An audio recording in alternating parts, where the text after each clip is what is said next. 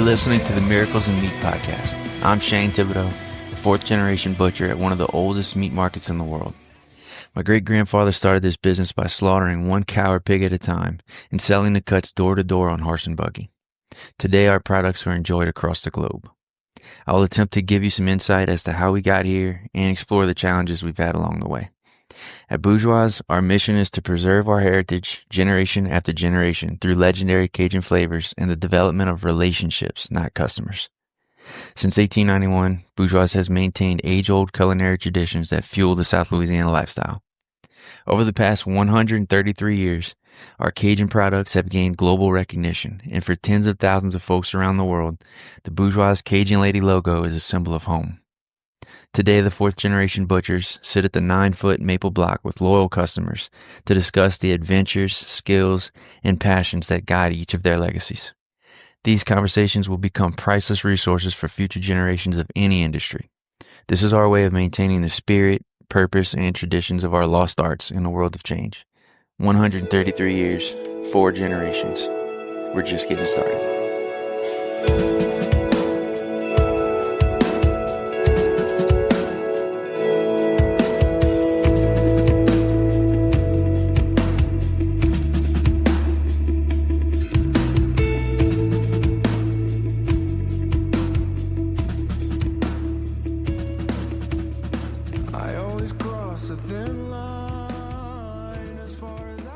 All right, everyone, this is episode 14 of the Miracles of Meat podcast. I'm Shane. Today, Beau and I sit down with the owner of Cinclare Bar and Table, one of my favorite little places here in downtown Thibodaux. Excellent restaurant, high quality, chef forward, as they say. And Beau and I get into some conversation with Michael about the business and customer service and his background, how he got here. He's a Baton Rouge boy, and this was a fun conversation. We got to learn a lot about Michael and hope this relationship grows going forward. So if you got any questions or comments about the episode, you can submit them on a form on our website. Just click on the podcast. Dig around in there. There's all kind of goodies on that website. And yeah, if you have a question you like read on the podcast, you can even drop us an audio file on there if you're feeling frisky. Thanks for your support, guys. And here we go. Michael Dalmau. Michael. Yeah. How about you tell us a little bit about yourself? I know a little bit about the restaurant, but let's start with some personal stuff, where you grew up and your story. Sure. Grew up, born and raised in Baton Rouge, and went to LSU. And then when I graduated from LSU, I lived in California for about 3 years, and then moved back, met my now wife. We moved to New Orleans for about 12 years, and we lived there for about another dozen years, and then moved here in 2010 and just loving it. So, I mean, we're at the restaurant. We're celebrating 9 years this month. Nice. So exciting. Yeah. You know, I feel like I remember all 9 years. You know, it's funny, but it's kind of flown by, and, you know, it's not an easy thing to do, like I got to tell y'all, but it's been a wonderful ride. It's just, it's incredible. We're at 9 years so far. So yeah. But no, I when I left LSU, I went and worked at a resort in Lake Tahoe, and worked in kitchens in front of the house there. You know, when I left LSU, I had worked in several restaurants and bars in Baton Rouge, and then got my degree and realized, oh God, I'd love to go to culinary school. But I mean, we're talking mid-90s, and, you know, culinary schools weren't accessible. So I thought, well, if I'm going to go learn how to work in kitchens and resorts, I'm going to go somewhere nice. So I moved to Lake Tahoe on the California side. I worked at what's now called Tahoe Palisades, the massive ski area. And I worked at a resort called Resort at Squaw Creek. And it's a huge resort that had several different outlets. And I worked at a bunch of places. I was on the line at an Italian place with a wood burning oven, and ran the room service kitchen for 6 months, and worked at banquets and stuff like that. So it gave me the opportunity to learn kind of on the fly while I'm getting paid, considerable student loan to boot with LSU. So I had to kind of figure my way out. But then when I left town, my brother was having a baby, and it was tough to be in California when you got your little niece and godchild on the way. So after about 3 years of living there, I moved back, and by that time I was ready to make a little money. And down here at the time, they weren't paying too much to toil in the kitchens and stuff, so I kind of left that behind and went and worked in medical sales, started in pharmaceutical, and moved my way to surgical, and got kind of tired of the travel and all that. I had a big territory and all that, so once I moved here, we were looking for other things for me to do, and so I was fortunate when the building came up for Cinclare downtown. Mm-hmm. Yeah. So you say the building came up. Well, you already had plans? Well, funny you should ask. Yeah, we were, when we moved here, I hate the term foodie, but we love to eat, and, we cook at home a lot, but, that was one thing. We love the area, but we felt like we're missing some of the cuisines and some of the things. And so, I mean, if you want to motivate change, or you want to see something different, a lot of times you got to do it yourself. And so we were looking at a couple different properties and different concepts. To me, I think Cinclare, that concept was kind of for that building, for that area, that location. We looked at another place right before it kind of fell through because of zoning. And in Thibodaux, they don't really change zoning, that readily. So I guess it was a stroke of good luck, because that fell through. And so we were looking, and then a friend of ours who owned the building was looking to sell. It had been in a number of college bars and establishments. Yeah, I'll say that. But some more storied than others, and and so I think the person who owned the bar kind of was looking to get out, and I think the person who owned the building, she wanted to get rid of some property, so we were happy to do it. There was a lot of work to be done. We had to put in a kitchen where there wasn't one, but it's where we started. Yeah. And how long was Cinclare in your thoughts? Well, I think as far as the name goes, it was something that I was a little resistant to, and I'll share the story on why I called it Cinclare. And my wife was the one that thought it'd be perfect, and kind of had to talk me into it. But I can already tell you made the perfect decision just based on that. Absolutely, I'm a smart man. Well, I'm not smart, but I'm no dummy. So, but the concept was kind of, to me, I think I wanted to do something different. There's some really good restaurants in Thibodaux, and, I didn't want to be another Cajun place and all that. I thought, this culinary school here, to me, was a great resource. There's a lot of just living here for a few years and doing some informal market research, talking to other parents of kids in my school and stuff, and going out, talking to people I'm meeting. These people were going to New Orleans a couple times a month to get an upper, to chef-driven food. And they were kind of lamenting about how, God, wish we love what we have here, but we want something just a little bit different. And to me, it kind of made sense. And, so we just thought, I couldn't do this in New Orleans, obviously.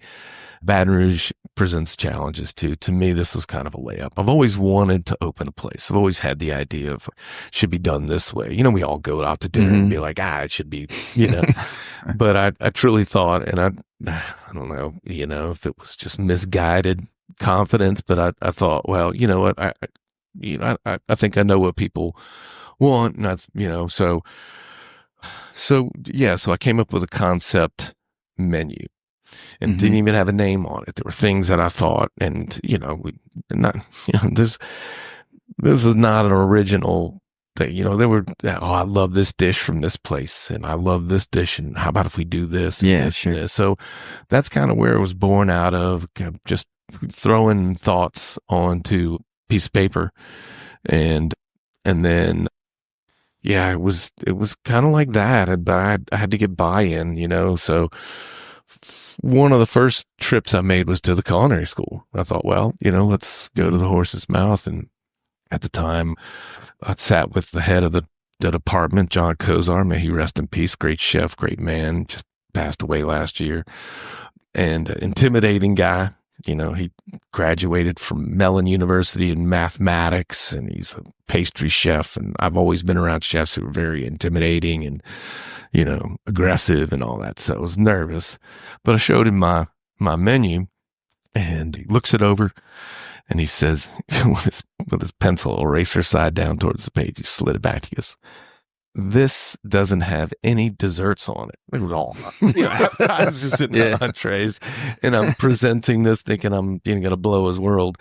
That, I'm talking to a pastry chef and I don't have any desserts. So I'm just melting in my chair. I'm like, great, first meeting. Well, he asked to keep that menu. And I didn't mind, sure, like maybe he can give me some feedback. Maybe we can talk about any kind of help but they don't really like, they don't like to lend support to local restaurants. I don't think they want to look as though that they're being favorites or anything like that. And he kind of made that plain. But, they've always been a great resource for us. But, they've always just been like, we'll help in certain ways. But so apparently what had happened was that menu, they got copied and it got circulated around faculty. And then, the good culinary students hang out with faculty. They're in their office talking food, and it helps out their cause. So what ends up happening is somebody finds this. Whoa, what is this? Well, somebody came in here. It's got no desserts on it. Who would eat here?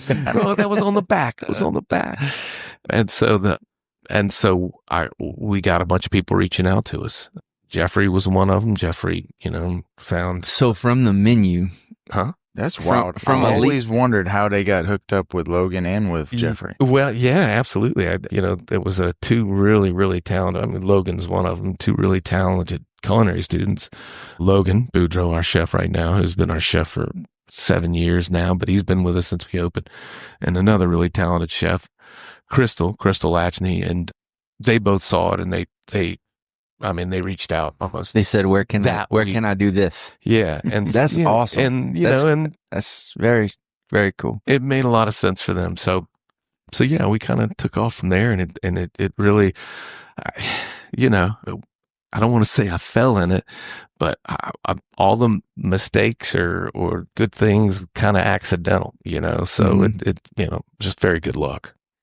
So you started go ahead. My grandpa Earl always said, sometimes it's better to be lucky than good. I've been using that one a lot lately. No doubt about it. So you started with a menu. That was one of my questions, is how do you start? Do you start with a genre, or do you start with dishes, or do you start with atmosphere, or how does that work? Right.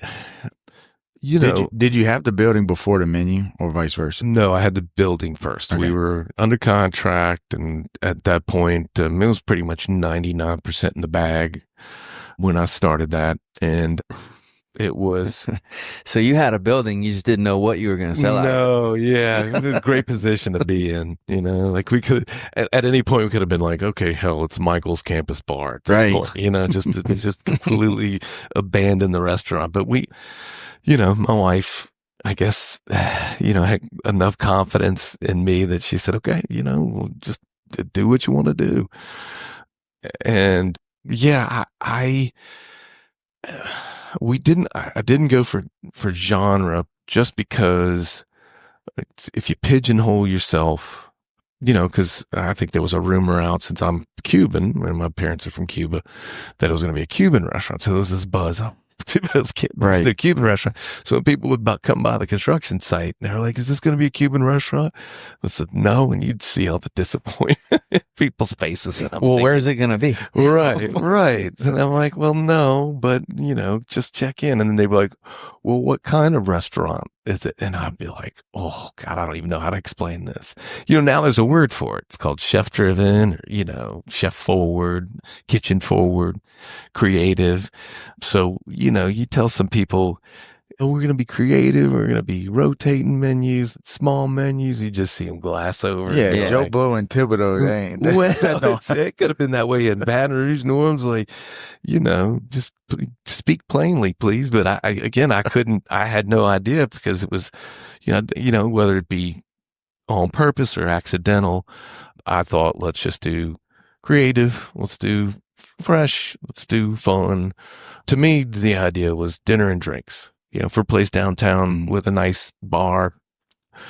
And that kind of born dinner and drinks. We're not going to do lunch, even though we get a massive demand for it. I don't know. The place is suited for dinner and drinks. That's what kind of jumped out to me. So I'm sure other restaurateurs would tell you, oh no, I wanted to do this. And then this kind of started to fall in place because of the building concept kind of followed the building and everything. Because this other building, we were talking about doing a breakfast brunch place, nothing, Was it downtown? It was on 7th. It's now a hair salon. I think at one point it was a butcher shop back in the 50s and 60s. Right by your house. I know what you're talking about. And so it was a dentist's office. Mm-hmm. And I thought great location because we're by the schools and everything. But at the time it was zoned commercial, office. And I got quite the education. We got real close to securing the loan for that too. So they're like, and luckily our loan officer said, you realize it's not zoned for that. And so, but yeah, at the time it had been out of business, out of commerce for so long that it got rezoned from commercial to residential. And I'm thinking, I almost bought a dentist office that I'd have to convert into some sort of a house or apartment. So yeah, the idea with that was this little breakfast, hey, we have tables here, but then, come pick up something to go to before you go to school or something. It was, but that's kind of how I was operating. Being close to Baton Rouge, did you make your way to Thibodaux around that college time? I did actually. I dated a girl from Thibodaux. Oh boy. Yeah. She's a wonderful girl. But I never thought I'd move here. Right. Her family was in Corona, so I came to, we dated for maybe a year, but she was very close with her parents. So her family, we came, visited a couple times, and we went to Kronos one year. And then actually, shouldn't even mention my aunt and uncle lived here. Actually, my cousin was born here. They live in Miami now. I told you I was Cuban. So, but he taught physics. My uncle did at Nichols, and then they moved to Miami 30 years ago, but they lived here. So we would see them. We'd come to their house. He was a big outdoorsman. So we go to Grand Isle a lot, cool. Go fishing and, but so yeah, I always loved this area. I would come here when I was in sales, and, I had a couple surgeons that I worked with, a couple doctors that I worked with. So I always loved this town. Really did. What was your first time coming to the market? God, it's another great question. So my dad is in industrial sales, and in college, summer job I'd work in his warehouse, and he had a guy, one of his field salespeople. You guys know field salespeople, they come here a lot. He said, and at the time I was dating the girl from Thibodaux, and he said, oh, God, you date a girl from Thibodaux? You gotta get me the jerky from Bourgeois. And I had no idea, I just thought, when we would come in town, we'd be around her family, or we'd go to a party or a wedding or something. But then one time I made it. So it was, 93 or 94, maybe 92. Mm-hmm. But yeah, instant. I thought, wow, this is, and yeah, another reason I love living here is because of y'all. That you guys are artisan, you're craftsmen, you guys do a trade that not a lot of people do, and perfected something and to me, it's best damn turkey in the world. So, what else do you like other than the jerky? Any kind of tasso? To me, it's because I've always tried to cook with the jerky, whether you reconstitute it or, rehydrate or whatever. But I find, to me, and I'm assuming y'all use the same smoke, that I get that same, so I can actually flavor dishes with the tasso. So the tasso, I come in and I always get a dozen burgers and then sausage. Between garlic and jalapeno, it's always a toss-up, so I end up getting 2 pounds of each. But no, you guys do an amazing job. I always love it here. And then, all right, so you're in college and you're dating a chick from Thibodaux, and you've done the downtown thing in college. You've been to the Goose and you made your rounds. I did. We went to the Goose. We started at Flanagan's. At the bar or dinner? For Kronos, we started Flanagan's, and we did, because I remember she told me they're famous for their Long Island iced teas. Oh, boy. And that's what got me in trouble. We got deep in the Long Island iced teas that night at Kronos before they went to the island. Yeah. We got stuck in Long Island. And so that's, I know we went to the Goose. Don't know if we went to Rox's or not, but I do remember going, we're walking into a shoe store. Yeah. But no, those nights were a little bit foggy. It's funny how many times that sentence has been said over the years. Yeah, I know we went to the Goose, and then I don't know where else we went. I think we went to Rox's. I don't know. Yeah. No, we gotta get that. I keep hearing about the heyday, and I know that we would come here in the early 90s. I'm guessing the Iron Horse was still open. You guys are younger than me, but Never heard of Iron Horse. I've heard maybe the original Foundry. I know Dad always the original talked about Foundry, that. but so the Iron Horse is, as I'm told, is if you go down St. Philip from some Cinclare, and there's the hippie hotel. That there's a foundation that kind of smashed. Oh, yeah. That's where the Iron Horse used to be. And that was, the dance club of the day. And then I think Last Call was something else, called something else. What was that called? The library. Oh, before Last Call. Yeah. It was. Oh, I think I only remember it as Last Call. Yeah. Yeah, I think I predate you guys by a few years. Was the library there? It wouldn't have been the library. Yeah, I don't think so. I think at that time it was like a little coffee shop. They did like little paninis and stuff. So, kind of like what the Willow does, but I think it was there. It was a little ahead of its time, and it was only open for about a year or two. And there was just desserts. But amazing. That building is, at least the front building, is in excess of 130 years old. It's got some age that's on it. Main Street. It's a cool part of Thibodaux. Yeah, to me, I think it's, I say we're right at the center of the entertainment district of Thibodaux. We'll start using that. Yeah. Absolutely. Where y'all going tonight? I'm going to the entertainment district. Well, you'd be surprised once everybody finally gets things going, the worst was right after Ida. God, and Freeman's is down, and, they didn't open. Renee's back up, and, it was pretty much us, and Spars. It was just us and Spars, and, business was good, but it was just kind of sad. There wasn't any kind of vibrancy or life downtown. So we, it's nice to see things coming back and people investing and trying to, shape a really beautiful area and great neighborhood. Cool area. Totally. Downtown has a ton of potential. I'm excited to see what they've been doing with they got rid of the weir, and they are putting in, the docks and all. And it could be really awesome. I agree. I think, they're trying, and people butt heads, and we want this, and we want that, but people are trying, and the city is doing a great job, but what's most impressive is the personal investment, people that's sticking their neck out. Unfortunately, but that's what it takes. I think there's still a good ways to go. Speaking of which, what you know about some lights? I hear there's some lights coming downtown. Is that true?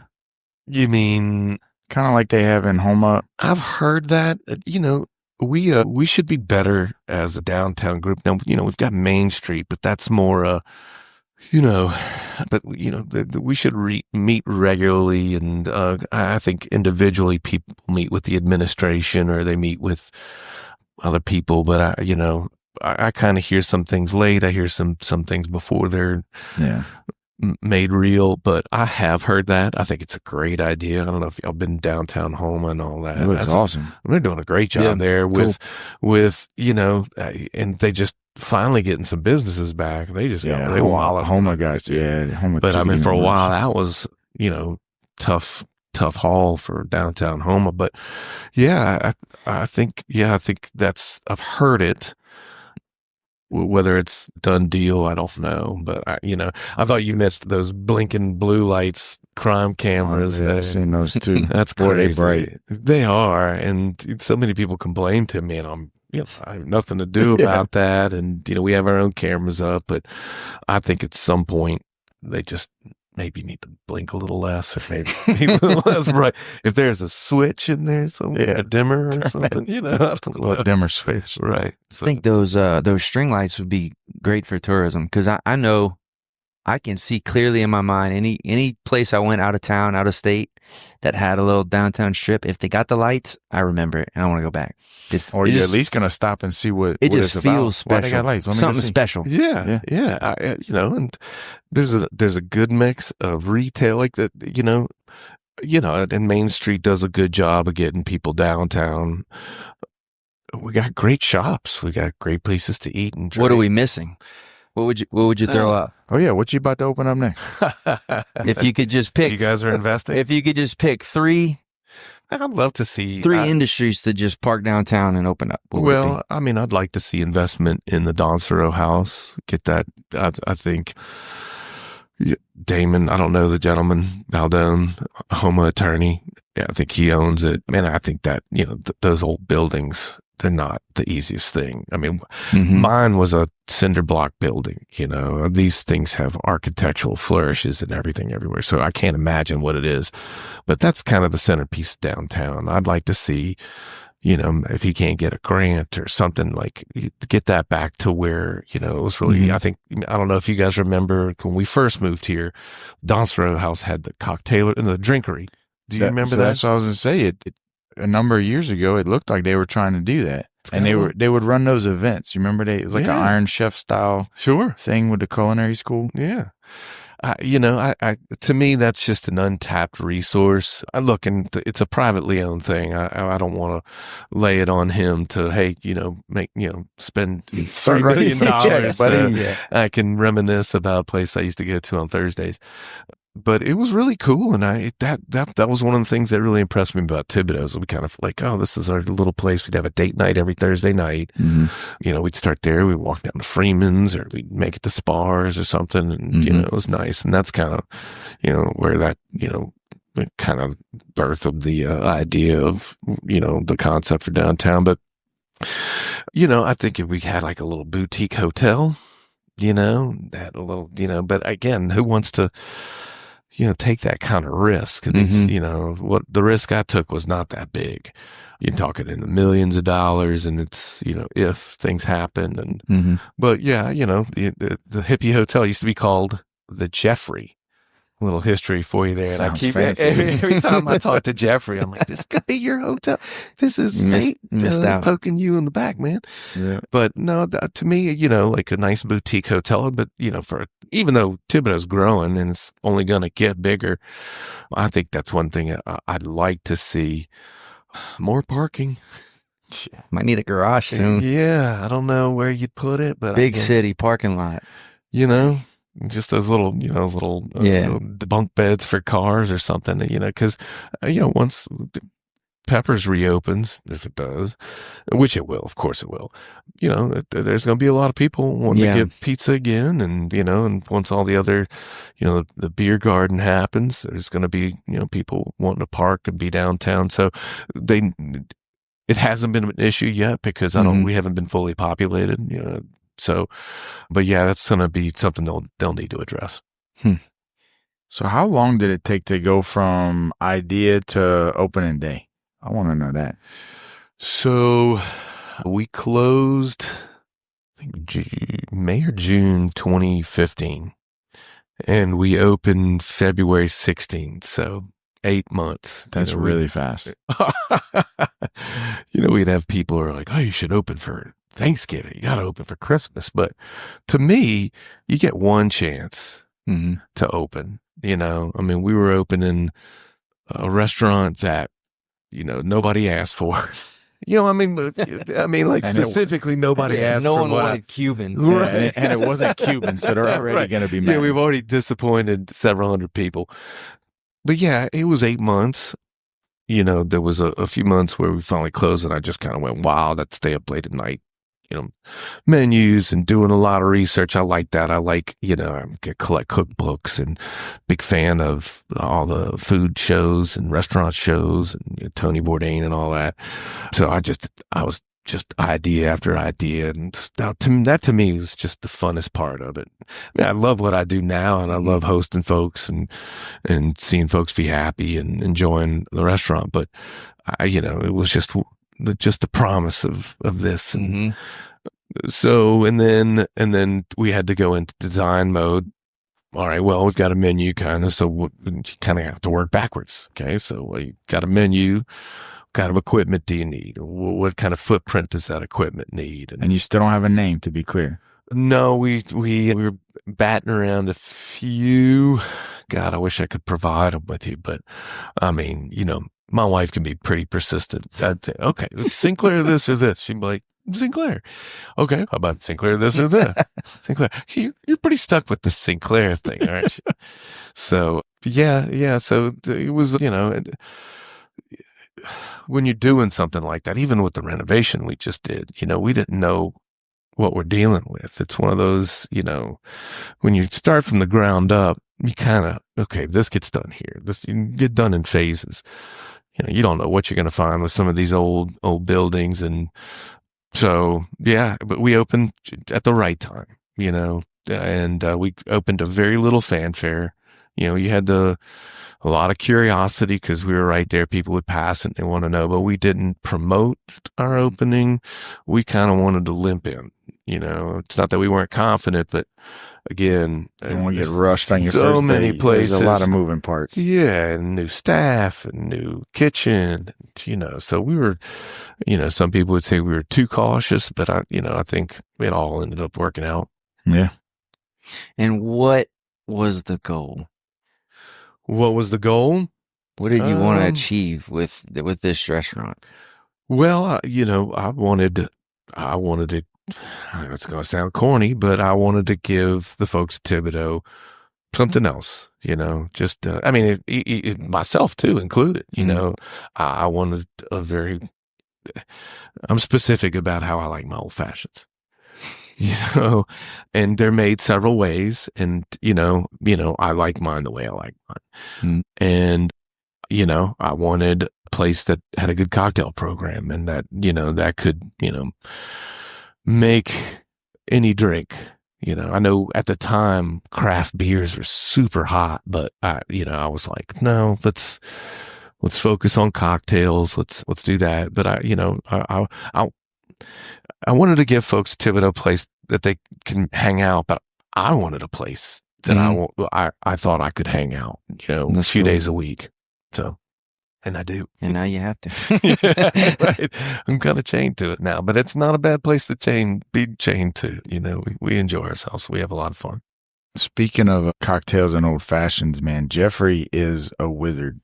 I feel like we could spend an entire episode just talking about him, because watching him make the drink is special. And you know that it's going to be special just watching him do it. Yeah. I am a very fortunate guy, because if it wasn't him, it was probably me going to be making drinks back there. That was kind of the plan, because I was like, but he really, he came, because I don't know if he doesn't drive, so he walks everywhere. So he walked into right when I was there, and he said, I heard about what you're doing, and what are your plans for your cocktail program? And I said, I want to do the standards the right way, you know? I mean, old fashions, 4 ingredients, you know? I mean, easy to mess up, but shouldn't be that hard. And, you know, I don't want to get cute with drinks. You know, somebody wants a mojito. Let's make a traditional mojito. It doesn't have to be, you know, we can make strawberry mojitos. You know, we can make any kind of martini you want, but we're going to lead with the classics. And that's what we did, you know, and we had a few. You guys love the Robichaux. That's one of our creations, early creations. But for the most part, we were making Manhattans and sidecars and all these great classic cocktails that I think, you know, people weren't exposed to here. I'm not saying, I mean, you know, we love drinking around this town. We've got a lot of great bartenders. But Jeffrey was one of those who bought in early. I didn't, you know, call him. He sought us out and just said, that's exactly what I want to do. How do I get involved? And so we were like, okay, yeah, absolutely. You know, and that's kind of where that was born. And, you know, that was just, you know, one of those where I kind of fell in that, you know, it was, yeah, I think, you know, he loved the concept, but how many times in a town of 15, 16,000 people are you going to have not only a restaurant professional seasoned 30 years, but a barman, you know, that's been doing it that long. So I was like, wow. So yeah, I was super fortunate, and yeah, I think we could spend hours and hours. If I can just tell you, Jeffrey, so I'd love for him. He would never come and do this. He gets a little nervous with these, but you know, he's such an interesting guy and perfectionist, detail. That's the thing. His passion for it comes out watching him do it, and that.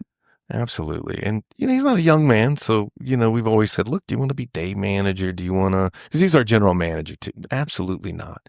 He loves being there. And now, you know, we get a lot of pushback because people, you know, can't just belly up to the bar whenever they want. You know, pandemic kind of forced this issue, but people realized, hey, I love eating at the bar because one, we have incredible bartenders. And look, I mean, we can't leave out Cameron or Noah. They're younger, but I mean, you know, Jeffrey is anything but, I mean, he's a wonderful trainer too. And he passes his information down. And especially Cameron, she's this great student of it. I don't know if she wants to necessarily run a bar or run a restaurant, but she does an amazing job. She's our assistant manager too. She does a great job. And one thing they do is they work hard. They're detail oriented. They make great drinks, but they entertain too. They, you know, if you want to talk and chat, they'll certainly chat you up. That's part of their jobs. And so now we've got a lot of people who reserve, and we've reserved them pretty quickly, seats at the bars. People eat there. So we only have 12 seats. So they fill up kind of quick. And, you know, if you get there early, you can sit there and drink and enjoy it. But yeah, I mean, I guess it's a good problem to have, but you know, it's just the kind of space we got. I can't tell you the last time we've sat at a table there. We reserve the bar every time, and that's what we like to do, and we love that. It just feels good. Yeah, I enjoyed. You know, I don't know if this is probably a personal problem, but I feel comfortable at a bar. You know, was always a bar guy. And I worked at Fred's on campus at LSU. Oh my God. For a few years. Yeah. Poor guy. Yeah, I got the scars to prove it. But you know, I'm a bar guy. I like. You've really worked every single. It sounds like possible position in a restaurant or bar. I think it's important. So I'm in the Louisiana Restaurant Association, and our new state chair, this guy Mark Latter, he owns Two Jogs and the Bower and Birdie behind the Bower and stuff. And, you know, he and I become friends through the LRA, the Restaurant Association. And he started, even though his family had Two Jogs, which is this old restaurant on Decatur Street, New Orleans, he started working for Dickie Brennan. And part of Dickie Brennan's management is that you go spend a week at each station making salads, washing dishes, bussing tables, bar backing, bartending, captain waiter, back waiter, manager. And I think it's important. I think it's for me to be a good boss. I mean, my first job in a proper restaurant, I was hired, this is Jack's Grill in in Baton Rouge, owned by the DiStefano family, who used to own the Village and ran Jack Saban's and all these incredible restaurants. But she hired me as a busboy. And when I got there, I had my white shirt on and my little black bow tie and my black pants. They said, "Lose the bow tie. Do you want to work here?" And I said, "Yeah, absolutely. I want to be a server here." That was the way to become a server or waiter, is to do your time bussing. And back when they had bus boys, she said, "Well, I don't need a bus boy right now. Do you still want the job?" And I said, "Yeah." She's like, "Well, our dishwasher, Buck, may he rest in peace, got his 3rd or 4th DUI and said, he's in jail for a couple weeks. I need you to wash dishes for 2 weeks." And I sat there thinking about it. And so I said, "Well, I'm not going to go back and say, no, I quit the job my first day." So I said, "Look, I'll do the first shift. If they're not that dirty, and if I hate it, then I'm not coming back, or I hate the place or something." It was my first restaurant job, and I hadn't developed a passion for the business just yet. But so I went and worked there, and it was immediate how much I loved the environment. The camaraderie. You're back in the trenches together. You see it back here too, but that's something unique in restaurants. And one of the things when I left the restaurant industry, one thing that I missed, is just even at Jack's Grill, I still keep in touch with 2 or 3 of those guys. See one every, we could contact each other once a week almost, but at that time, they loved that this, the kitchen, it's all African-American guys. And I was a skinny little white kid working with a bow tie. And so they really enjoyed, they had a lot of fun with me, but they loved that I took everything in stride and would laugh, and I'd crack them up. And so they loved me. So by the time, a week and a half later, when I got moved to Buck came back and Buck got released. Buck is the funniest guy in the world. Oh my God. But, the kitchen loved me. So, if I needed something, because kitchens can be a scary place. Like if you're a waiter, you go in there and you put a plate down and say, "Customer says the steak is overdone," and the guy's waving a knife or a spatula at you, But, I had a better inside track with these guys. So it really worked out. And, again, I didn't get scared off from the hard work or, the situation. But that was an important lesson to me. We'll start a lot of kitchen people in the pit. And because I think it's important people learn, they're going to take care of their station and their equipment if they know where it goes to and how it's worked on. So I think it's very important. God, that was a long way to say, I work every station. It's really good to be well-rounded, but I think I've never managed front of the house. It was so that's probably one thing I never really did, but it's been an education. So like some of the things that have come up that we didn't expect, for years and years, everybody at the market that worked there did everything. There were very few specialized jobs, right? The jerky smoker, maybe we only had some people that could cut on the saw, but really most everyone did everything. And in the last few years, we had to sort of start specializing with the new location coming. And that's something that I've spent a lot more time on than I thought I would have to, is managing the relationship between the front and the back, because now they're separate and they don't know how hard the other person's job is, right? Your job's always the hardest. So yeah. Oh boy. And look, there'll always be, and we've got good folks in the back and we got good folks in the front. There's always going to be some friction between front of the house and back of the house, I won't list the stereotypes that each have for each other, but let's just say most of them are true. Yeah, they really are. They really are. But I would love to see. Look, I laugh about this. I remember back when, this might have been our first year, and we were down a bar back. And Logan, we looked at Logan, up for anything, he's great about that. And I remember he bar back for us a couple times. And he made great money. And he's like, don't ever make me do that. This is terrible. This is terrible. Wiping glasses and filling wine glasses just is not what he wants to do. And you'll find that at the back of the house, they're passionate about it. Otherwise, it's a hard life. It's hard work. Hours, heat, danger, Lots of danger. Lots of danger, relatively, relative to what some of the front of the house people make. It's not as, It's the well infantry. incentivized. It's the infantry. Without, you're a grunt. You're a grunt. So, but but they love it. They don't grumble when they come in. And so, yeah, they're amazing. I'm very blessed. So here's a fun fact.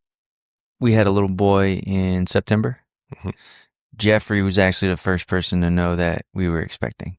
No kidding. Because we had scheduled our first date night at the bar, as usual. Mm-hmm.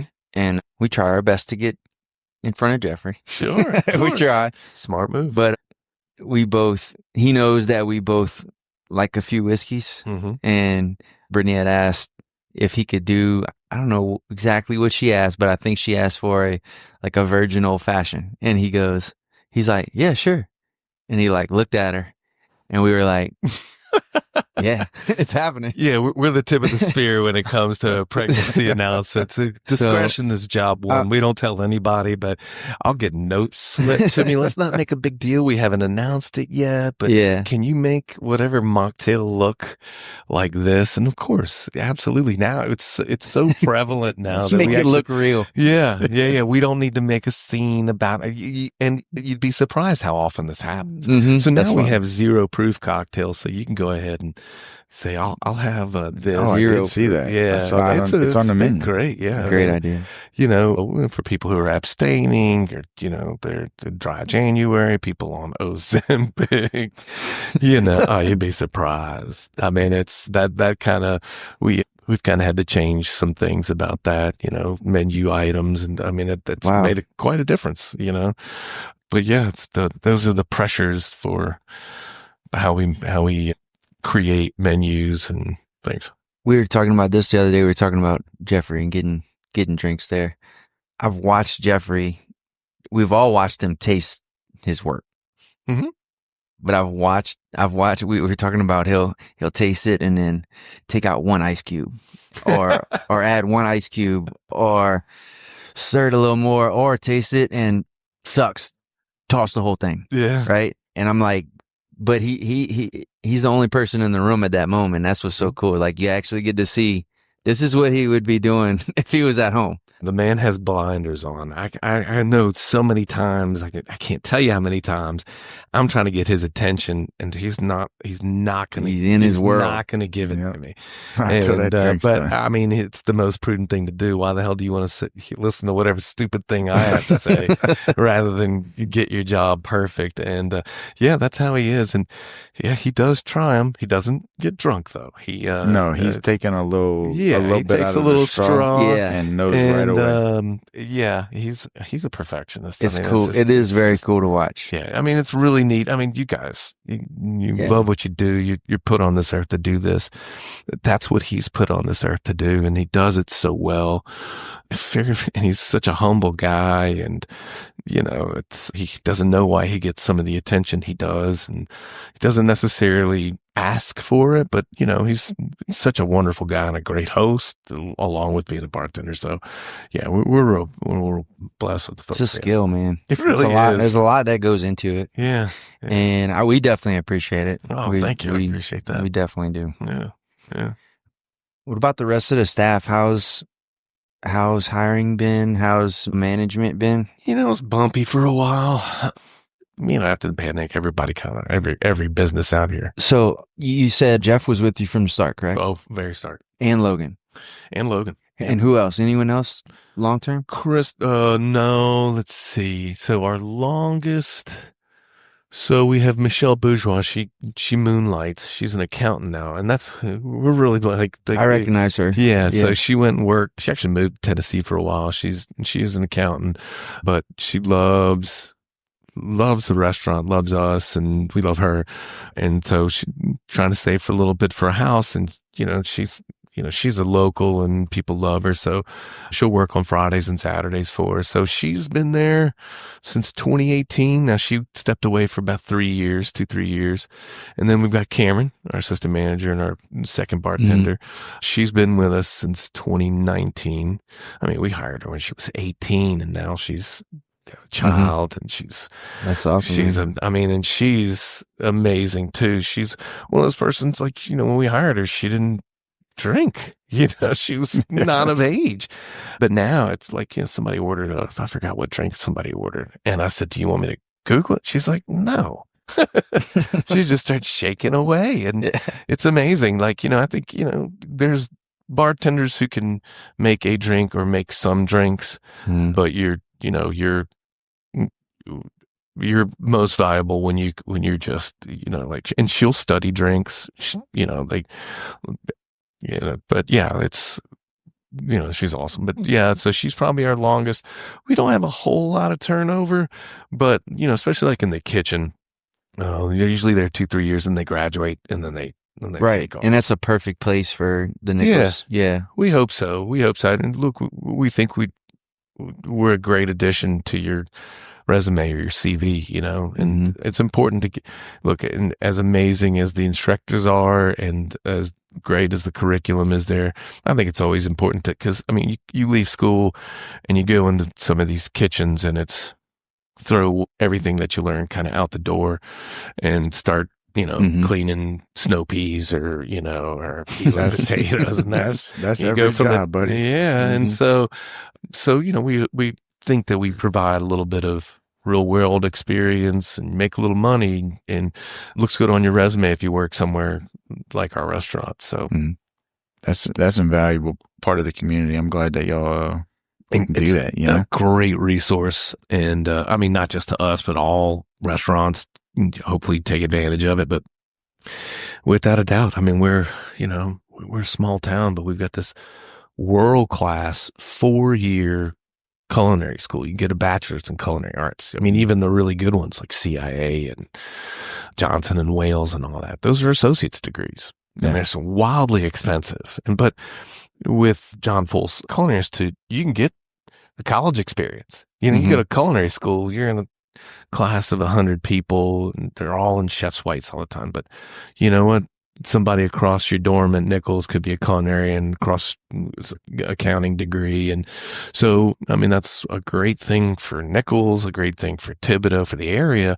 They're one of the only American school that gets the program at the Institut Beau, or the Life Institute now it's renamed, which is they go spend, and Logan was one of them. He went and spent 2 months in Lyon, France, learning under French chefs. And it's so cool. That experience is for somebody who wants to do that for the rest of their life. So Nichols provides that. He just did that, right? A couple years ago? He did that in 2018. So we had an original chef who was with us for about 1.5 years. And then we had Crystal and Logan. Now, Crystal had gone in 2017 to France. And actually, she won Outstanding Graduate from Lyon. So Crystal.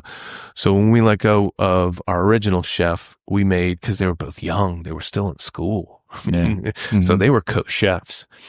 And so he went 2018 and she ran the kitchen by herself and then moved to Los Angeles when he came back. He took over, and that's kind of how it's cool. So she's got a lot of experience. She is. She's she's now in New Orleans running a great pizza place. They got national. It's called Saint Pizza. I don't know if y'all have heard about it, but they're one of the 50 best pizzas in the country. And so, that's the thing. With all our former employees, I'm proud of all of them, and especially, most of them, we leave in good terms. They really make things of their life, and it's really cool to see, Absolutely. Did any of them help with kitchen design and layout? No. And well, Logan vastly helped with the new renovation. So we needed it. Our kitchen, I don't know I don't know if I gave y'all a tour that's the new one, but the old one was just, I kind of designed it myself, and we were running out of budget. I couldn't just a couple microwaves and a sink. Yeah, it was, God, it was a nightmare because you had to sink. We had this big, we have it still, man, it's a big old beast of a grease trap. And we had to sink that. And so not only did we have to kind of wipe out all, because there were a bunch of storage rooms. What was back there? Storage rooms and offices, an office, and, we kind of had to do a little exorcism back there, college bar, office. Who knows what kind of, because I've seen what happened in the front. Yeah. Yeah. We did a lot to the front too, God, they had of course they weren't going to clean up the place on their way out, so they had that blue, like, terracotta tile throughout the whole place. And it had like a half-inch of gradille. You'd walk in there and stick your steps. So that's coral. That's live coral. Right. Yeah. It was something growing for sure. Yeah. It was growing. Y'all wiped out generations, dude. Yeah. Oh my God. Yeah. That had to, I hope that went out of country, all that industrial waste. But it's funny because we'll have people come in and, we've got that mosaic tile. And we're real proud of that. But girls will argue with me. No, I'm so glad y'all preserved those floors. I said, what are you talking about? Yeah. I remember this. I thought it was the same. I really did. I said, no. God, we had to, I couldn't imagine how deep cleaning we'd have to do. But no, it was all new flooring, new banquettes. And we did some minor alterations to the bar. But then, the renovation came last year, and it was all the stuff that we've been wanting to do for 9 years. So for the renovation, I got to see it. It looks awesome. First of all, I know y'all did those awesome floors. I know y'all got new equipment and stuff, but did y'all change the layout of the kitchen? Or that was all it was the same? Yeah. We changed it to a degree. We extended our pass line. I showed you that pass line that has that's where the dishes come. They assemble them there, and then they pass them to the servers. We had a 6-foot line. Now we have a 12-foot line that goes into stretches into our garde-manger, our cold side.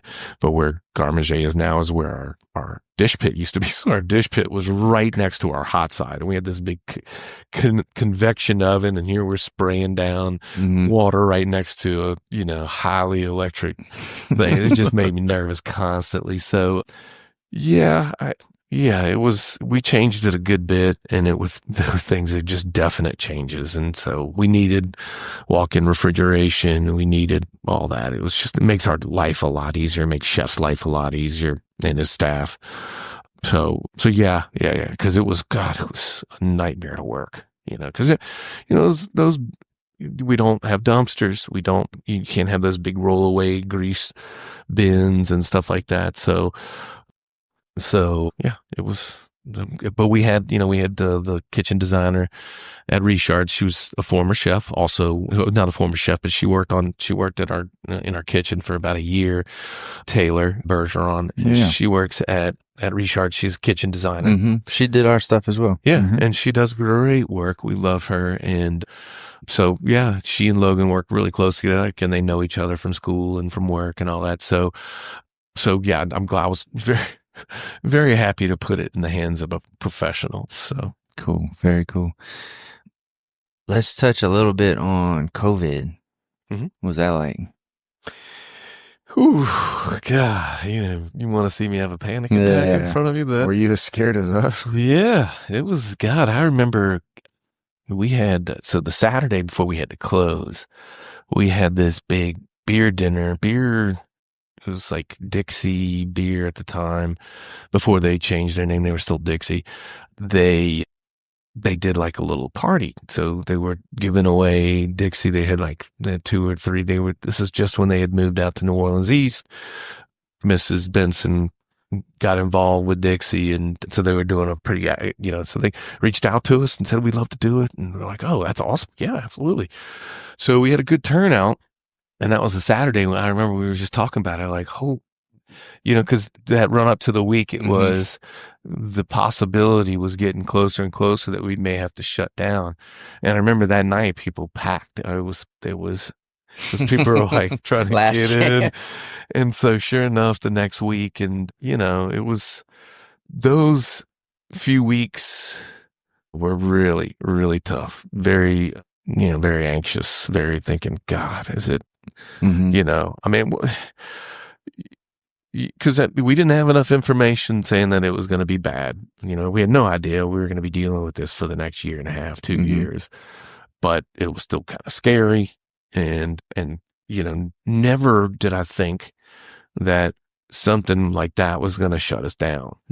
And meanwhile, we'd gone through some hurricanes before. We'd have to close, or we'd have a ice storm or whatever. It's just like, God, what are we going to deal with next? And then sure enough, global pandemic. So, I think we're fortunate that for being a small town in southern Louisiana, and we were, we got open, we started doing, God, we did months of curbside. And Okay, it was just, That was gonna be my quick. How long were y'all actually shut down? I think we were shut down for like lights out for 4 or 5 weeks, maybe 6 weeks. And, and then so I think, God, I really need to go back and look back through that, only just because we ended up okay, because there was no assurances that we were going to come out of this. But I don't remember, that's gets a little foggy, but, then it was, okay, you can open up. Now, Well, wait, then y'all started doing curbside after then we that? started doing curbside, and that was kind of a skeleton crew. Yeah. But there was still a lot of employees, one, that were concerned, I don't want to get sick, and I'm getting paid to stay at home. So I was like, oh God, can we staff up for this? And luckily we had a bunch of people who were just like, you know what, down for the cause, kind of like, and so we had a bunch of hardliners who wanted to get back to work.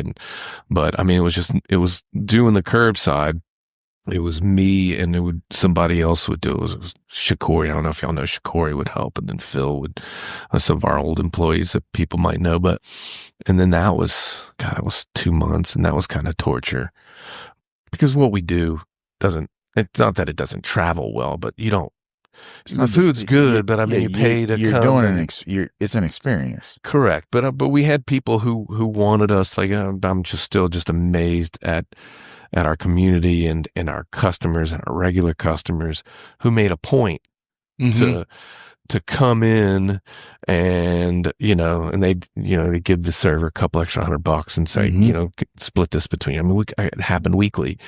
So, I mean, that's another, and that would kind of fill the cup. That would buoy you, you would be like down, and then, you'd have a customer that, feeding a family of 6, curbside, and, screaming through the window as you're masked up saying, don't give up, please come back. That's cool. So that was really Little old Thibodaux. I know. Love it. Who ever knew?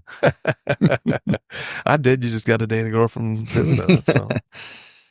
Y'all shut down. I hope they open up a Cuban restaurant. And then, so yeah, you had to deal with it for that long, but I mean, you're actually still dealing with it with prices and availability on things and vendors. That little episode cast a long shadow. I mean, we're still still dealing with it. And, to be quiet, I mean, the 1-2 punch of that in Ida was, to me, was very difficult. But with that, I mean, it changed how people dined and what they expected out of their dining experience. It's, all of a sudden people were less tolerant of a loud restaurant or a crowded restaurant. You saw people's taste change.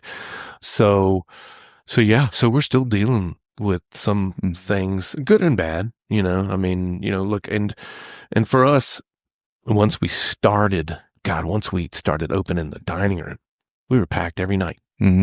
Granted, people were waiting for a long time. Yeah, I mean, absolutely, and people would go out on Wednesdays and Thursdays, even when we're 50% occupancy. Well, it's really easy to fill the place, but we would fill it on Wednesdays and Thursdays, and so we were blessed. We did really well. I think people wanted to go out. And so, it was tough, but we also did well through it. Mm. Scary times. Yeah. Yeah. How about y'all? What was it like here? Oh, it was a lot of panicking. It was a lot of planning and ideas. Mm-hmm. And then, no, it worked out really good for us. So it turns out when people close all the restaurants, they have to cook for themselves. So For the first time ever. yeah. So we got a lot of new customers out of that deal. No, just the hardest and nightmarish part was getting supplies, getting meat, prices fluctuating daily.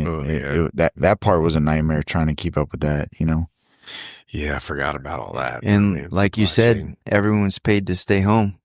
So the guys putting meat on our trucks up in Hammond, the warehouse workers are just saying, peace out. Yeah. I'm not coming in. So like our salesmen that take our order, they're in the warehouse at night loading boxes because no one else is there.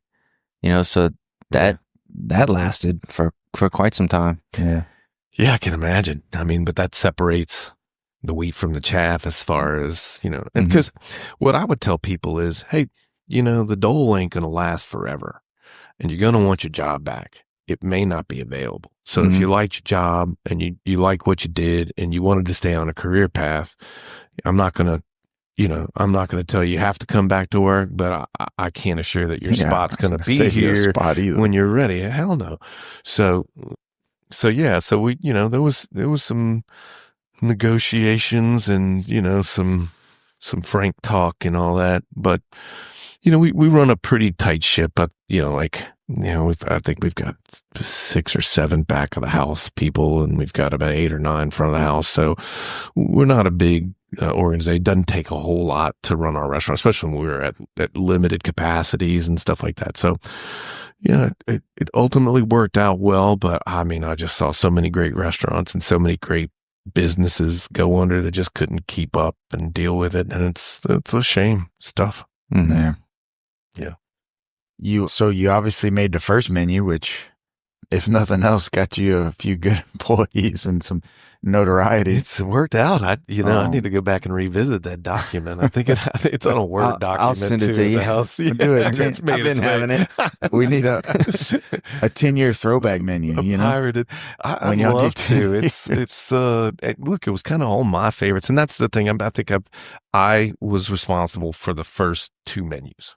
Well, that would be my question. After how much are you involved now? I have approval at the end, but I mean, there's, rarely, I trust Logan and our sous chef Allie, who helps with menu composition and design and all that. I wholeheartedly trust them, and this is trust gained, trust earned. But, even back when we would work together, it was, all right, what do you think? And at one time it was a bit formulaic, had to be a steak on there. There had to be a burger on there. Had to be some sort of a fowl, whether it be a duck or a chicken or something like that. And then there had to be seafood. And then there 3 salads and 3 desserts and this, and this. And don't forget the desserts. Yeah. Boy, did I learn my lesson. But we're less formulaic now, even though, we still have a burger on there just because we do that really well. Yeah. And come in tonight. It's $20. Oh, you can eat. All right. Let's not get carried away. Test 1, 2. Is this thing on? But yeah, so the first 2 were mine, even though I'm not a chef but this was kind of, it was my place and my concept, and I wanted to make sure that my fingerprints were on it initially. But now I know Logan that they, hopefully we're got a new menu either next week or the week after, and it's really good. Very excited about it. So yeah, it's always fun. I love the rotating menu, and I do too, because you may not know this, but it travels around. Like once it's posted, we get it sent from friends. A friend will send a picture. Yeah. And it's like, that's cool. That's really cool. It's a Thibodaux thing. Hey, y'all heard Cinclare's new menu's coming out next week? Yeah. And that's been, it's kind of organic. There wasn't, we didn't want to, it came from a place of necessity. We had, two reach-in refrigerators, and then we had some low boys. So we couldn't have this huge menu. Mm-hmm. So if we had this small menu, after a while, people get kind of tired of it. And one, we wanted to be fresh. One, we wanted to be seasonal, but also like we have to change things. Like we have to so I think the first menu, we changed half of it. It wasn't a wholesale change. We just tweaked things. We kept this and changed that. And then it became the idea of, okay, we're pretty much going to do a whole new menu top to bottom. Look, some people aren't fans of it. Well, there's people who are devoted to certain dishes and they get their feelings hurt. And I know got some my people that feelings are hurt. still mad about that andouille cheesesteak. Oh, buddy. yeah. Oh, man. Alligator and andouille cheesesteak. Look, and you guys know Van Halen, right? Sammy Hagar doesn't want to play all the David Lee Roth songs. Like you get a really creative mind, and he tiptoes around the idea, and he does it. And we're gonna do the Rangoons and all that. That doesn't make all the people happy, but to him it was his predecessor's dish. You will see it in, permutations are going to, he's going to be running that. I think we're looking at Lent. There's going to be the old classic cheesecake and stuff like that. And we love that it's that way. And believe me, we're in the customer pleasing business, but it upsets people. Mm-hmm. So we had this dish, the mushroom toast. And the shrimp toast was great. Oh, mushroom toast. Shrimp. Fantastic. It did the shrimp toast too, right? Yeah, and the shrimp toast. And that's those are both. And that's Logan's. Special. And those were special. That's something that will be in rotation. Shrimp toast will be in rotation. Yeah. But I got this email one day from this man. It laid right in. One, he just started, hey, you have this wonderful restaurant, blah, blah, blah, blah. How dare you take away you've lost a customer. By the end of it, he was giving me all his lauds, and, by the end of it, you've lost a customer. And I'm like, you can't make everybody happy. That's rule number 101. I appreciate the passion, but we're just trying to make these fresh. Look, it's not an easy thing to do. No, I gotta imagine changing the menu is a nightmare. It's tough because I feel like after 3 months you finally figure out how to cook it right. Without a doubt. And we don't change menus from our vendors. We gotta change what we're ordering, and we gotta make sure it's available regularly. Like, okay, it's going to be available next week, but are you going to have this same quantity 4 weeks from now? We got to get assurances from them. Then we've got to train the kitchen. We've got to assemble everything. There's we give our staff all the descriptions of everything. And so everybody has to get trained up on it. We got to restock. We got to get rid of old stock. So the last night of each menu, there's usually this grand buffet in the kitchen for all our staff, Nice. And it's That's awesome. It's like the American Ninja Warrior, people climbing on each other to get to things. But yeah, it's a hard thing to do, but I think it's something we have to do. And it was organic. It was not something we were like, people are going to love it. But I love that it's kind of turned into that. It really makes things worthwhile, because it really is load everything on the computer again. We got new buttons, new plates, and we have to order sometimes new utensils and new equipment. So there's a lot of effort involved. It's cool. It's like for us, it's a date night reminder, so where would we be if you didn't change the menu? It would never get posted. It would never get shared, and we would kind of just forget to go. Well, another problem that I have is, so when I look at like the new menu, and everything sounds amazing. I want to try everything. So I start with one thing, whatever sounds the best to me, right? And then I eat that, and it's so good. And the next time I go, what am I going to get? The same thing every time, because it's good. I know it's good. And it's probably a screwed up way to be, but that's how I am. And so when you change the menu and take it away from me, that's what I needed. Otherwise, I wouldn't be taking full advantage of the menu. I can hear the hurt in your voice. Man, I'm telling you, it's what I need. I think I need to try more things. We've been fed by the bartenders the last few times. I don't think we didn't make any choices. We just said, that's the way to do it. Give me something. And they bring something, and we say something else. Yeah. Bring something else. That's the smart way to do it. Look, we demo everything. So our servers, our bartenders, even our host, they all get to try everything. And we try to make it kind of a discussion. Okay, what do you taste? and they'll look at you should be able to sell it. And a lot of these things, it's not necessarily the first time people have heard about it, but people want, hey, what exactly is this? How is this prepared? Mm-hmm. And they have to be able. And it's cool when the bartender, who I don't expect to know, I guess, I don't know why, but it's cool when they know everything about it. Like I tell these guys in front of the house, it ends up paying you to know this. There's value to this. And people, that's what tipping is about, is, hey, this is for the effort. This is for a great night. So that's why it's important. That's why it's important that, we're on our staff. We love our staff, but, the service to us has kind of been, one thing where we get ticked on every once in a while, and we stay on top of them. Service has to match the food, that has to match the drinks, and has to match the ambiance.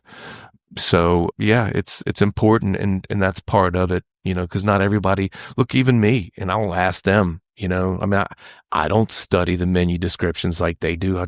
I probably should, but I was a terrible student. What do you want from me?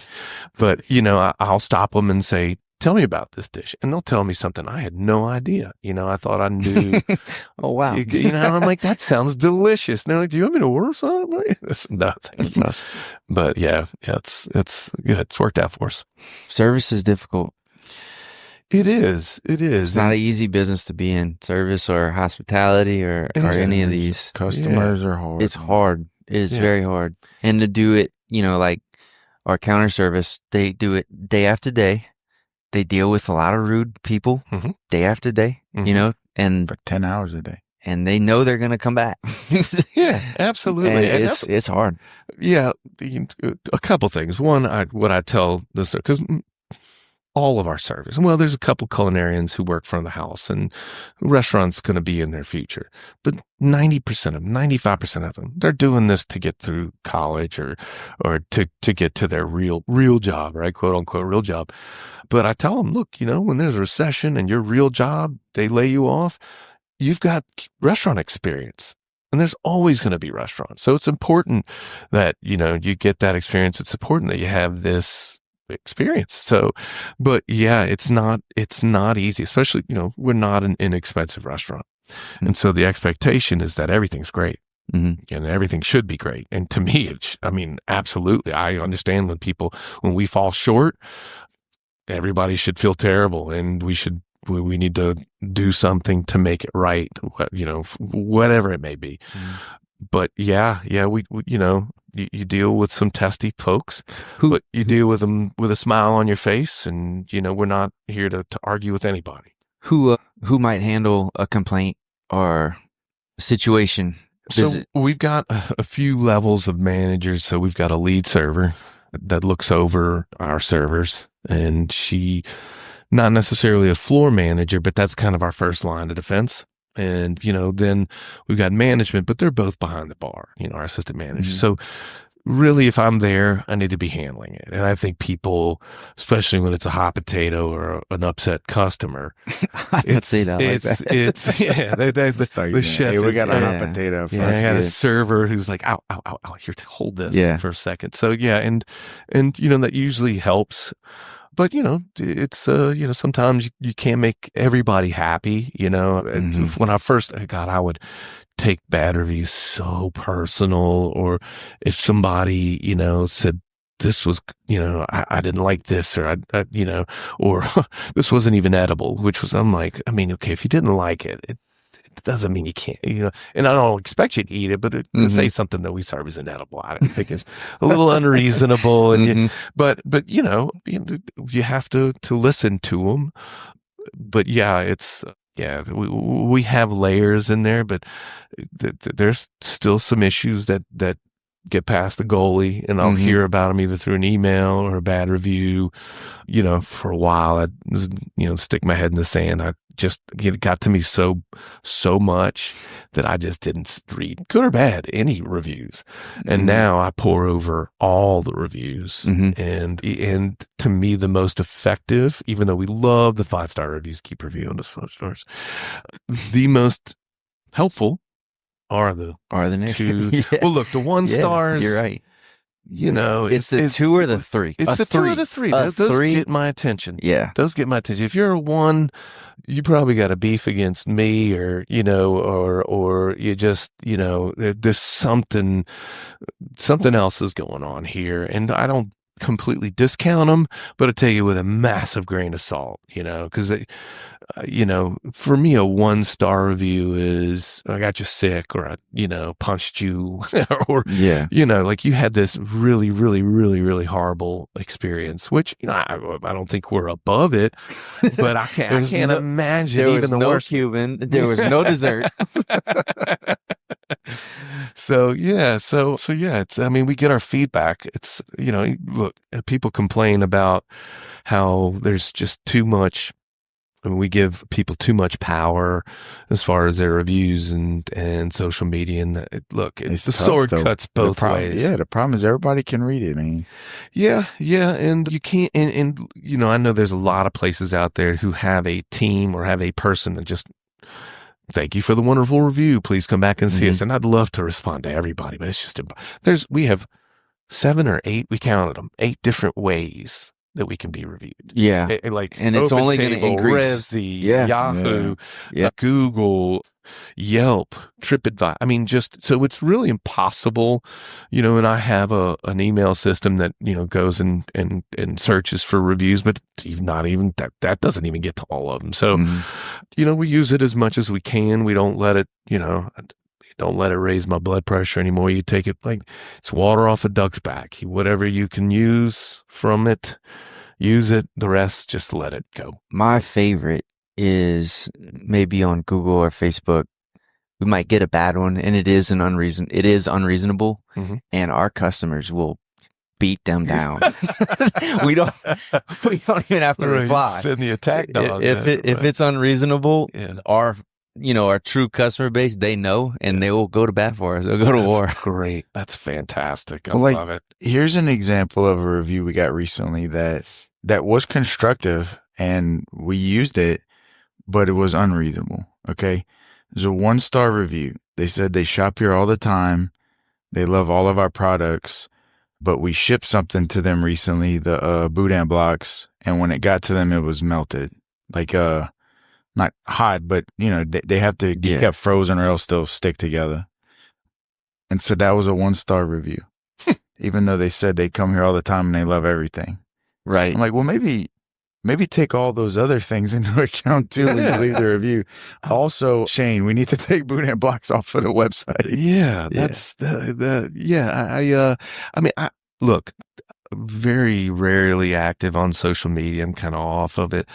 But look, when I'm motivated to write a review, it's usually wildly positive. If I'm going to get on my phone and type something out, it's usually because I had a great experience. Even when I have a bad experience. Look, I guess it's because I'm an owner of a restaurant that, even restaurants, even the best restaurant has a bad day. Right. So I would go to the manager versus for a negative versus going online. And that's what I would tell everybody. I hope people who are listening would do that. Before, unless we've ignored you and the server really didn't care or the manager didn't come by and check on you. On your way out, say, hey, we had an issue. This was salty. The server was inattentive or something like that. Give us a chance to make the situation right before you get online and you light us up. Back in the day when I started in restaurants, there's lots of things that people say, but if people had a great experience at the restaurant, they might tell 2 people. If they had a bad experience at your restaurant, they might tell 10 or 12, right? Now it's, if they had a bad experience, they're going to tell 10,000 people. You're right. You know? And so, it's, the squeaky wheel gets the grease. I don't know if you guys deal with influencers or not, but I'll get a monthly influencer. Hey, I'd love to work with you. Oh yeah. Basically, I'd love to get a monthly free meal out of it. So, it's a 2-edged sword. For me, social. I've been meaning to talk to you about that. We have a strict no influencer policy, and that's kind of how you have to do it. We have a policy, and thank you, but no thank you. Appreciate you reaching out, because the last thing we need is for them to light us up. I don't know how many followers. I could care less, but but it's really work in total, social media, Yelp, all that stuff, it works in our favor. I'm glad it's there because it helps us out a lot.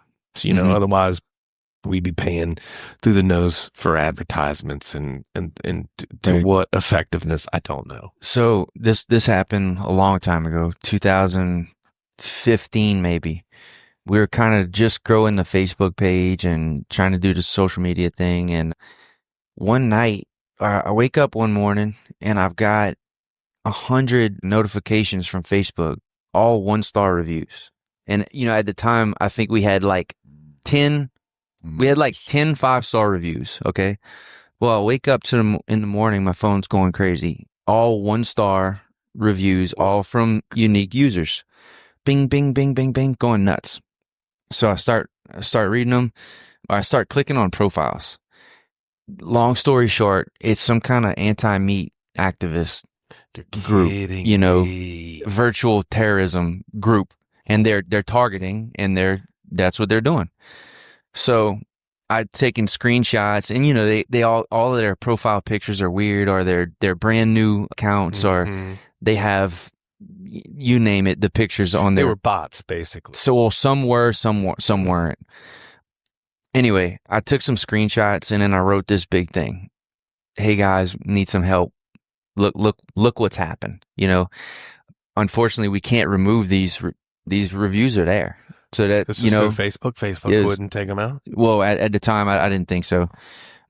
Yes, Facebook reviews. So it's like, look, guys, we could really use some help. I know we got enough people out there that if everyone goes and they do this and they click 5-star, we can drown this out, and we can, our average will still be high. But obviously, this is not right. So let's, who's with me, Dude, we posted this, and I think within 3 days we had like 2,000 5-star reviews. That's so amazing. The power, right? So it made something terrible. Yeah. Work out way to our favor, That's a great example. That's a great example of the good versus the bad. And that's that's little old Thibodaux. I know. That's what they're capable of. You guys have a lot of followers outside of Thibodaux. How many? We do. On Facebook, how many followers? A little over 40, I think. 40,000? Yeah. Wow. Yeah. That's amazing. A lot of it, they're strung throughout families here somehow. It's someone's brother down the street. It's cousins. It's well, there's a lot of people that are from Thibodaux. Yeah, and y'all have this very special place. People are protective of their place, and y'all's shops are part of it. I think you guys belong to Thibodaux. And so it's I don't mean to call him like property or anything like that, but I mean, that's the goal. That's the goal, is that, one, I mean, you guys do business all over the place, but you serve locals mostly. Yeah. We like to hope that we carry that flag when we go places that, we like to let people know where we're from and what we're doing, and we'll be here. The consistency, like, we'll be here. Yeah. You can come back in 20 years, 100 years, we'll be here. Yeah. I remember for first time I had it 30 plus years ago, the same as it is today. I mean, that's great to hear. Yeah. So it's a comforting thing, consistency. Did you guys like to hear why I called it Cinclare? Oh yeah, dude. We still got to get to this. I don't know. You guys wanted me to ramble. I can ramble. No, I like it. So, like I told you, my family's from Cuba, both sides, mother and father, but they didn't meet really officially until they were both at LSU. But they were in exile. So my grandfather, my maternal grandfather, my mom's father, he was a mechanical engineering process sugar in Cuba. It was, I mean, that was a big crop in Cuba besides tobacco. Actually, it was bigger than tobacco at the time. And so he was exiled. I mean, he finally ended up, deciding in 1961, forget it, this thing is happening. I need to get out. So at the time, he'd already sent my mom and her siblings to the United States, kind of as a wait and see. And it was so my grandfather didn't have anything but his degree and his experience. and was looking for work. But Cinclare is a sugar mill in Bruley, Louisiana, Highway 1 in Bruley, West Baton Rouge Parish. And they were looking for an engineer, and my grandfather fit the bill. So they put him up. He had how because he had no money. He had to leave all of his money in Cuba. So he didn't have a dime on him. So he couldn't get an apartment or anything like that. So they gave him a house, this beautiful house on the property. It's the engineers' row. They had where all their engineers live and keep them close to the mill. Put my mom and her siblings in school and kind of took care of them. And so and he ended up working there till he retired in his late 70s and lived there even after he retired, and just a special place. We'd go there every Sunday. I grew up in Baton Rouge, and it was just a trip across the river. But not only that, I mean, Cinclare, like if you talk to any Cuban Americans my parents' age, it became like, because there was a lot of, they either went to South Florida or they came to Baton Rouge. And they came to Baton Rouge to go to engineer. I don't know why, but a lot of them ended up becoming engineers. So they settled in the engineering program. So there was this huge contingency. I mean, like the island had pretty much disappeared. Mm-hmm. All the thought leaders, all the smart, educated folks left. They weren't really desirable according to communists.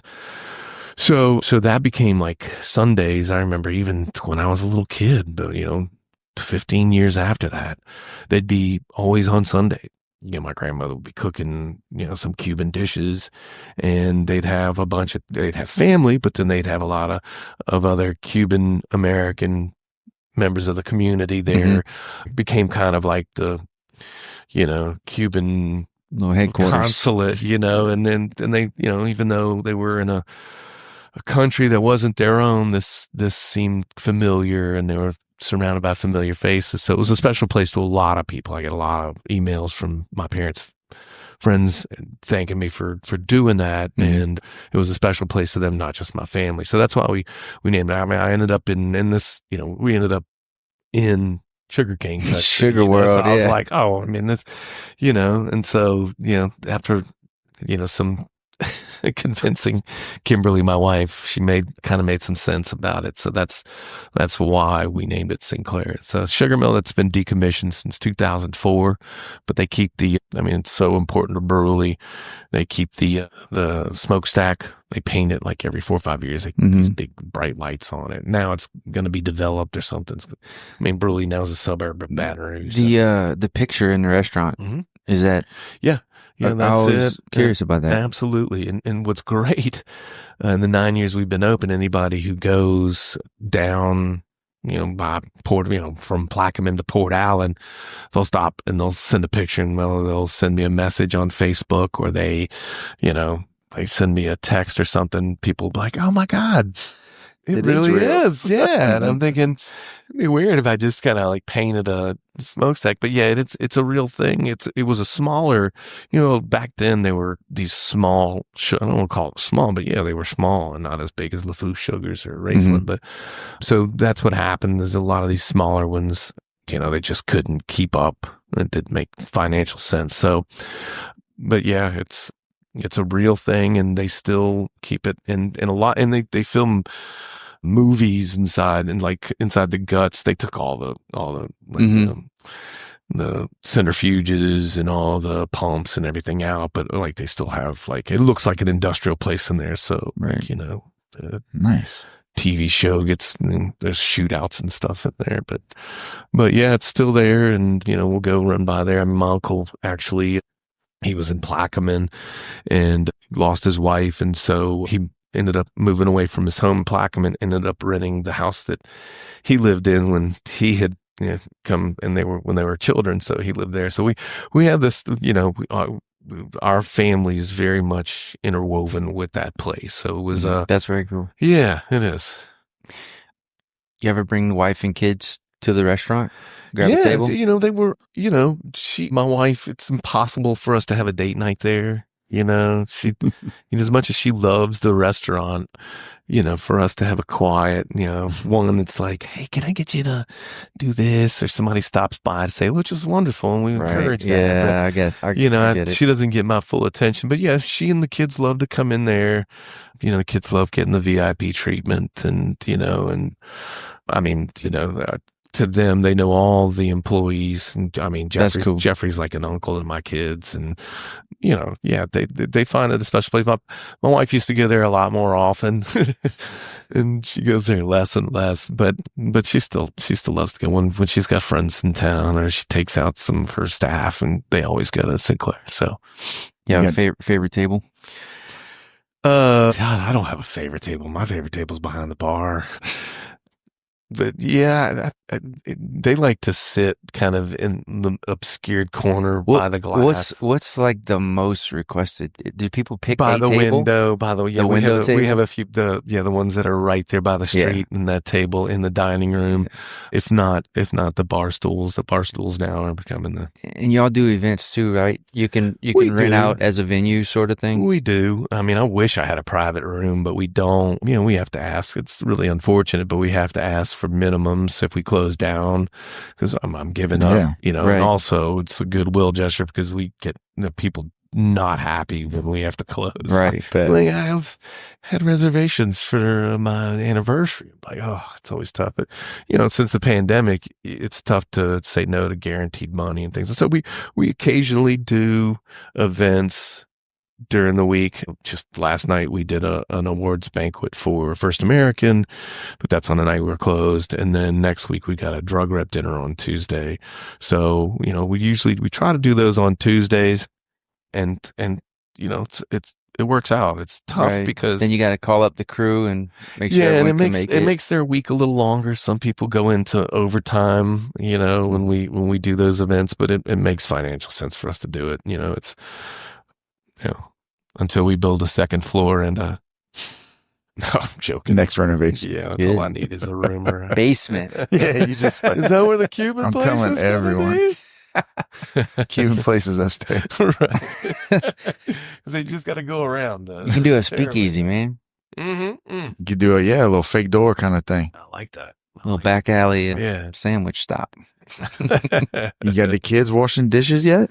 My son he's a fill-in dishwasher. He's our on-call dishwasher. Nice. He's a junior, so like school nights are dicey, but like this past summer, I think he did about 7 or 8 shifts, and he loves it. I mean, I get on him because I'm like, get the phone out your face, and, you know.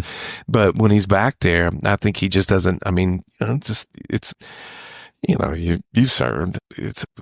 There's a chain of command, and you don't want to let anybody down. And he's got a few folks he looks up to back there, and that's good. So, yeah, he's not afraid of some hard work. You know, when put to it. You know, so those are some invaluable experiences for kids, man. I really think. Yeah, and he realizes this is my family's restaurant. Before it was Dad's business or whatever, but he realizes, hey, this is our family's operation, right.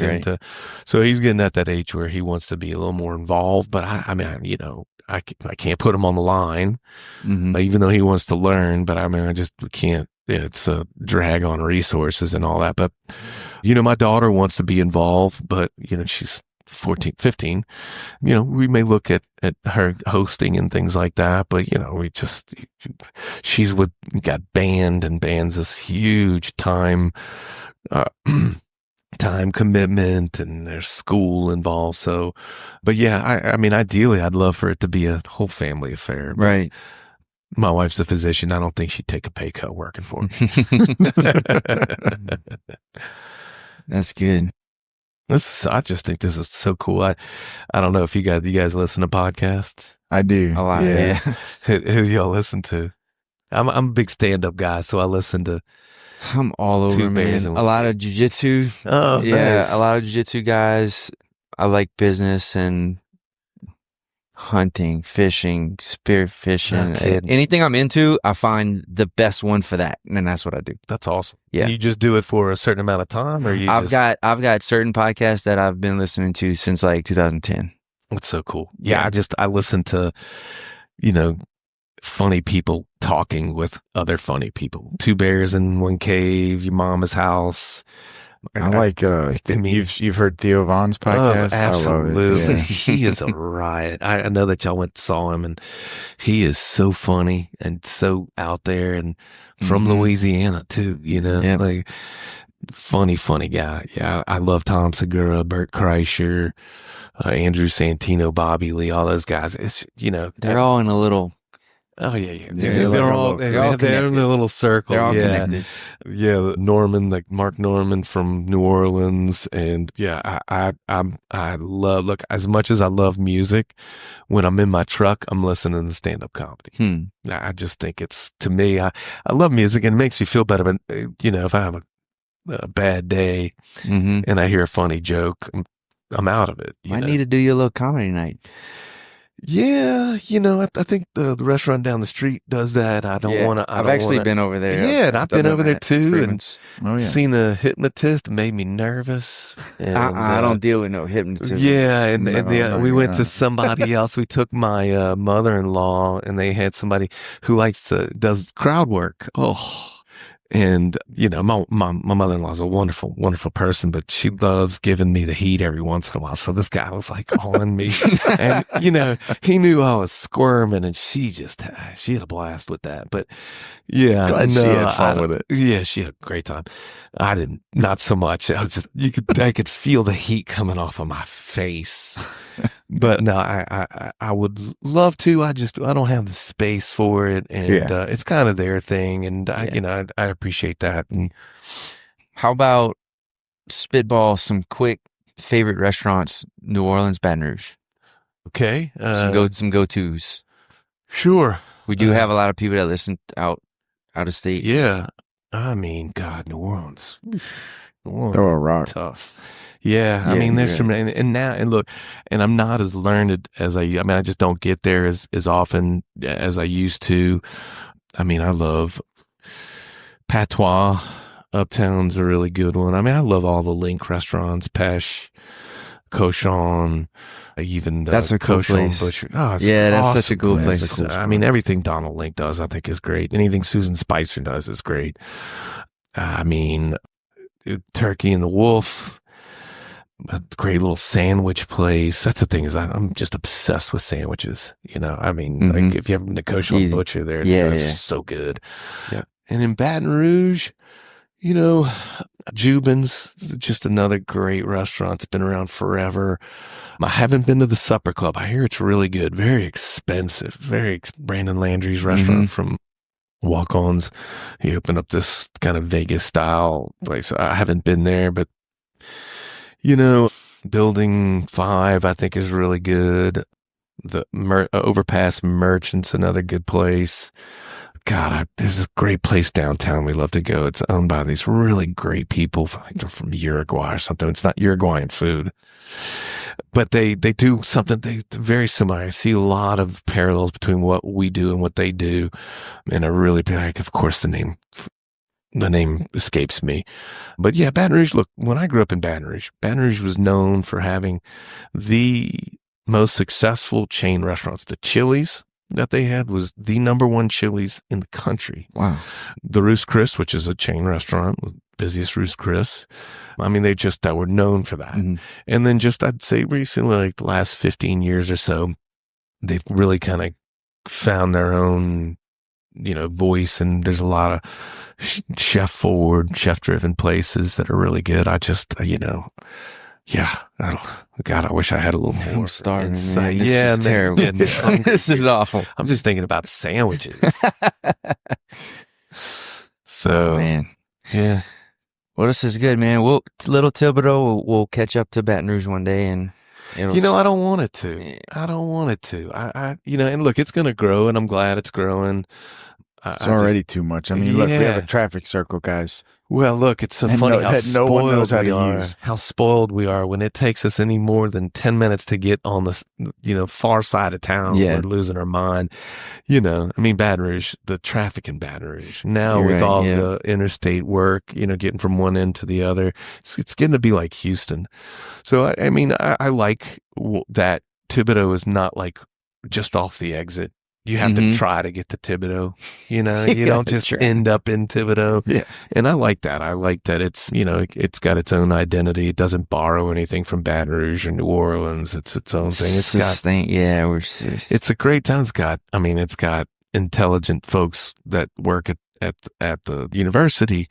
It's not just a model. It's not just sugar cane. You got John Deere. You got the hospital. Got a lot of doctors. Yeah, absolutely. And so, you know, it's a great town. I mean, it's going to grow, but you know, how big can it get? It feels like it's happening right now more than any other time in my life. I know we're going to get some groans from our listeners, but once the bridge on Canal Street, that starts going, that's going to be, you know, I think it's going to divide, you know, which side of the bayou you live on. And yes, just not even never going to cross it. It's not worth it. It's sad. I want to be optimistic, and it's work that needs to be done, and it's just not an easy. You know, I'm certainly not envious of the mayor having to do all that because, boy, his phone must be ringing off the hook all the time with complaints. So, but yeah, I love how this town is and what it is. But yeah, it's going to grow. It's going to grow. The secret's getting out. Mm-hmm. A lot of people with those storms are moving north, man. A lot of people from down the bayou are moving. Yeah, I can't pay those insurance premiums. It's tough. What if we start a Facebook page or something for the mayor where people can leave reviews? You don't think he has that? He does. I think you just write whatever you want on the water tower. I need to dig into those There's reviews, some people that have no fear. You know, you about to get an IRS audit if you keep talking like that. You know, someone going to reassess your property. You got to be careful. But yeah, people, you know, with all the stuff that happened after the snowstorm and the low water pressures, and there's certain things that you just can't manage, and you know, it's okay. But people can still get mad at it. Well, look, absolutely, and this is America. You can be able to, you know, people are allowed to voice their opinions, and I just say be respectful and no more 1 star. I've lived in Thibodaux my whole life. It's the best town ever, but man, that one day for that snowstorm, 1 star. 1 star. Yeah, come get those other 4 stars back. Show me you're worth it. Yeah. Yeah. Oh, well, this was fun, man. I really enjoyed this. Thanks so much for appreciate you coming out. We appreciate it. Thanks for the restaurant. Yeah. Of course. Thank you. Great addition to Thibodaux, and it's support. It's become very Thibodaux and a big part of Thibodaux, and I hope that continues, and I hope you have success and enjoy what you do, and it's awesome. You got a great place, great environment. You knocked it out the park with the staff, and that's a hard thing to do. That's a hard thing to do. Yeah, we're very fortunate. Very, very fortunate. Well, good. Thank you, Michael. Thank you, gentlemen. Awesome. It's always great seeing you. Cheers.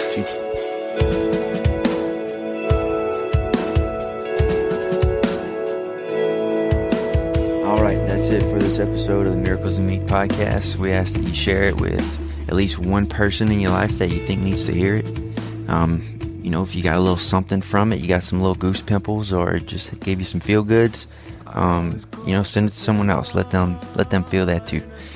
And if you loved it, please leave us a 5-star review. That'll really help out. And if you only loved it like 4 stars worth, please do not leave a review. Same thing with the 1 through 3. Not interested in any of those, only 5 stars.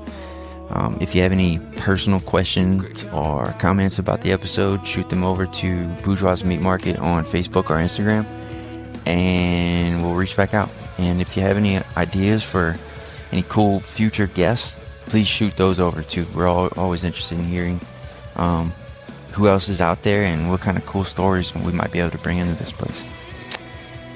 See you next time. Thanks for listening.